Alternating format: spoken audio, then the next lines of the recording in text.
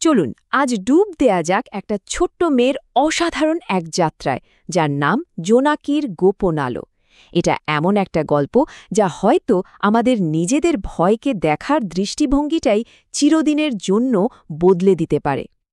এই প্রশ্নটা কিন্তু আমাদের সবার মনে কোথাও না কোথাও উকি দেয়, তাই না? ভয় এমন একটা অনুভূতি যা আমাদের কেমন যেন থামিয়ে দেয়, আটকে রাখে। কিন্তু কি হবে যদি ভয়ের দিকে একটু অন্যভাবে তাকানো যায়? কি হবে যদি ভয়টা কোনো দেয়াল না হয়ে একটা দরজা হয়? চলুন এই ভাবনাটা নিয়ে আমরা একসাথে গল্পে প্রবেশ করি। আমাদের গল্পটা শুরু হচ্ছে এমন একটা পৃথিবী দিয়ে, যেখানে রাত নামার সাথে সাথে একজনের জন্য যেন এক অন্যরকম অন্ধকার নেমে আসত, একাকিত্বের অন্ধকার। তাহলে পরিচয় করা যাক আমাদের গল্পের মূল চরিত্র নীলার সাথে। 10 বছরের এই শান্ত কোমল মনের মেয়েটা একটা ছোট্ট গ্রামে থাকে।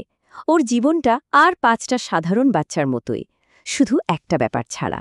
অন্ধকারের প্রতি ওর ছিল ভীষণ ভয়। এমন এক ভয় যা প্রতি রাতে ওর চেনা পৃথিবীকে একদম ছোট করে আনত। ব্যাপারটা ভাবুন তো একবার, একদিকে যখন রাত নামত, পুরো গ্রাম মাঠে জড়ো হতো হাজার হাজার জোনাকির জাদুকরি আলোর উৎসব দেখতে। আর ঠিক সেই সময় অন্যদিকে নীলা ঘরের কোণে লুকিয়ে থাকত, ভয়ের ছায়ায় বন্দী হয়ে।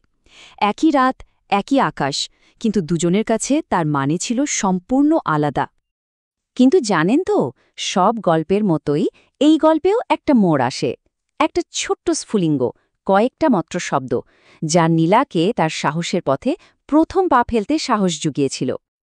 এই কথাগুলো ছিল নীলার দিদার। আর কি গভীর একটা কথা! ভয়কে দুর্বলতা হিসেবে না দেখে তাকে শক্তির একটা আধার হিসেবে দেখা। এই একটা বাক্যই নীলার মনে একটা নতুন সম্ভাবনার জন্ম দিল, একটা নতুন কৌতূহলের জন্ম দিল।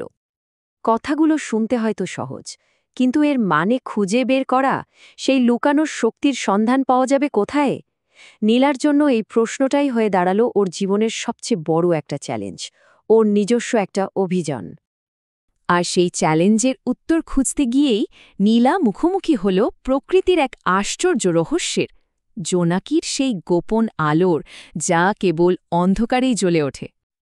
তো দিদার কথায় সাহস পেয়ে এক রাতের নীলা ঘর থেকে বেরিয়ে পড়ল। চারদিক কি ভীষণ শান্ত, শুনশান নীরবতা, কেবল নিজের হৃৎস্পন্দনটাই যা শোনা যাচ্ছে। আর ঠিক সেই মুহূর্তে হঠাৎ করেই ঘটল ব্যাপারটা। চোখের সামনে যা দেখল তা অবিশ্বাস্য। হাজার হাজার জোনাকি, যেন পুরো রাতের আকাশটা নেমে এসেছে ওকে ঘিরে ধরতে। যে অন্ধকারকেও এত ভয় পেত, সেই অন্ধকারই এখন জীবন আর আলোয় ঝলমল করছে। আর ঠিক তখনই মনে হলো একটা জোনাকি যেন ওর কানের কাছে ফিসফিস করে বলে গেল, আলো বাইরে থাকে না, আলো থাকে ভেতরে। এমনকি ভয়ের গভীরেও আলো লুকিয়ে থাকতে পারে, শুধু তাকে খুঁজে নেওয়ার অপেক্ষা।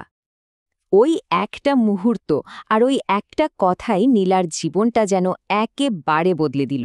সে আর আগের সেই ভীতু নীলা রইল না। ওর ভেতরের এই বদলটা কিন্তু ধাপে ধাপে হলো। প্রথমে ভয়টা যে উধাও হয়ে গেল তা নয়, বরং ভয়ের ওপর ওর একটা নিয়ন্ত্রণ চলে এলো।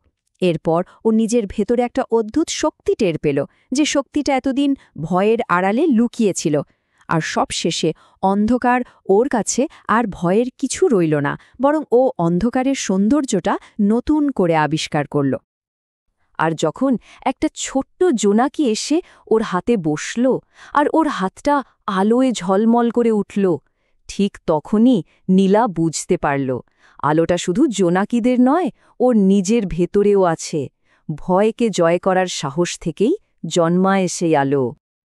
কিন্তু নীলার এই আবিষ্কারটা শুধু নিজের জন্য ছিল না। ও জানত এই আলোটা একা উপভোগ করার জন্য নয়, এটা সবার মাঝে ছড়িয়ে দিতে হবে। ও তার গ্রামের সবাইকে গিয়ে বোঝালো সেই সহজ কিন্তু শক্তিশালী কথাটা। ভয় আসলে কোনো দেওয়াল না, ভয় হলো একটা দরজা। আর ওই দরজার ওপারেই কিন্তু লুকিয়ে আছে আসল শক্তি, শুধু দরজাটা খোলার সাহসটা লাগে।